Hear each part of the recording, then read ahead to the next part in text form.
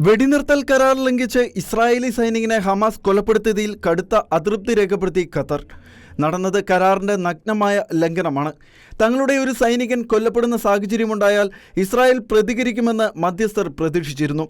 Israel സൈനികർക്കെതിരായ ആക്രമണം അടിസ്ഥാനപരമായി ഹമാസിന്റെ പക്ഷത്തു നിന്നുള്ള കരാറിന്റെ നഗ്നമായ ലംഘനമാണ്. ആക്രമണം നടത്തിയ ഗ്രൂപ്പുമായി തങ്ങൾക്ക് ആശയവിനിമയമില്ല എന്ന് ഹമാസ് പ്രസ്താവന ഇറക്കിയിട്ടുണ്ട്. അത് ശരിയാണെന്ന് കരുതുന്നില്ല എന്നും ഖത്തർ പ്രധാനമന്ത്രി പറഞ്ഞു. ആര് എന്ത് ചെയ്തു എന്നത് തങ്ങൾക്ക് പ്രശ്നമല്ല. തങ്ങളെ സംബന്ധിച്ചിടത്തോളം കരാർ തകരില്ല എന്ന് ഉറപ്പാക്കുക എന്നതാണ് പ്രധാനം. ഗാസയെ നിരായുധീകരിക്കേണ്ടതിന്റെ ആവശ്യകത അംഗീകരിക്കേണ്ട ഘട്ടത്തിലേക്ക് എത്താൻ ഹമാസിനും എല്ലാ പാലസ്തീൻ വിഭാഗങ്ങൾക്കും മേൽ മധ്യസ്ഥർ സമ്മർദ്ദം ചുലത്തുകയാണ് എന്നും ഖത്തർ പ്രധാനമന്ത്രി ഷെയ്ഖ് മുഹമ്മദ് ബിൻ അബ്ദുൾ റഹ്മാൻ അൽ താനി പറഞ്ഞു. നിരായുധീകരണത്തിലൂടെയും പ്രവർത്തനരഹിതമാക്കലിലൂടെയും കടന്നു പോകുന്നത് സങ്കീർണമായ പ്രക്രിയയായിരിക്കും. പക്ഷേ ഇത് കരാറിന്റെ ഭാഗമാണെന്നും ട്രംപിന്റെ പദ്ധതിയെ പരാമർശിച്ച് അൽ താനി പറഞ്ഞു. കഴിഞ്ഞ ചൊവ്വാഴ്ചയാണ് റഫയിലെ ജനീന പരിസരത്ത് ഒരു സംഘം ഹമാസ് തീവ്രവാദികൾ ഇസ്രായേലി സൈനികർക്ക് നേരെ വെടിവയ്പ് നടത്തിയത്. വെടിവയ്പിൽ ഒരു സൈനികൻ കൊല്ലപ്പെട്ടിരുന്നു. തുടർന്ന് ഇസ്രായേൽ പലവട്ടം ഗാസയിൽ പ്രത്യാക്രമണം നടത്തി.